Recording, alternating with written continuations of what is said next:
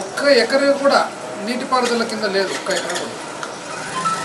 ఇట్లాంటి చాలా అంటే మన ప్రకృతి పరంగా కానీ నేచర్ పరంగా కానీ బాగా ప్రతికూలమైన పరిస్థితుల్లో ఉన్న ప్రాంతంలో రాజకీయాలు అనేది మనం అందరం కూడా ఒక మంచి జీవనం గడపాలన్నా, ఒక మంచి జీవితం తెచ్చుకోవాలన్నా, బాగుపడాలంటే రాజకీయాలు అనేది చాలా ముఖ్యమైనది. ఎందుకు ముఖ్యమంటే ఆ రాజకీయాల ద్వారానే మనం ఏదన్నా కానీ అభివృద్ధి కానీ ప్రగతి కానీ మనకు సంబంధించింది. అయితే గత 30-40 సంవత్సరాలు ఒక్కసారి మీరు గమనియండి, ఏం జరిగినది.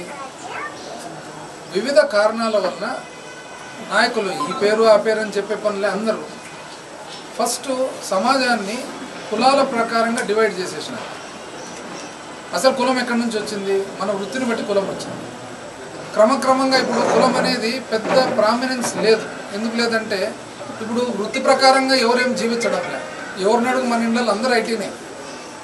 ఇంకా వృత్తి కులం పేరు పెట్టాలంటే ఐటీ అని పెట్టాలి నెక్స్ట్, ఇంకా అంతే కదా.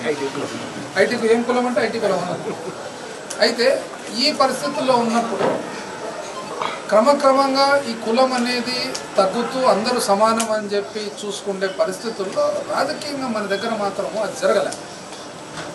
కొంతమంది ఫస్ట్ బీసీలు అన్నారు, ఓసీలు అన్నారు. దీంట్లో బీసీలలో మళ్ళా గౌడ్స్ అన్నారు, అక్కడ ఓసీలలో రెడ్లు అన్నారు, రెడ్లలో మళ్ళీ పెడకంటి రెడ్లు అన్నారు, పగనాటి రెడ్లు అన్నారు, మోటాటి రెడ్లు అన్నారు, నెరవాటి రెడ్లు అన్నారు.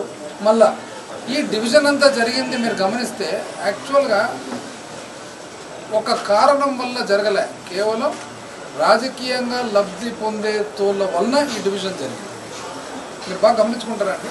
ఒక్కొక్క ప్రాంతంలో ఒకరొకరు కూర్చున్నారు, మేము పెడకంటి రెడ్లము, ఆ పెడకంటి రెడ్డిని తీసి దాని ద్వారా అందరినీ గుంపు చేసుకోవడం, మేము నెరవాటి రెడ్లం అనేది తీసి గుంపు చేసుకోవడం, మేము బీసీలు అనేది గుంపు చేసుకోవడం.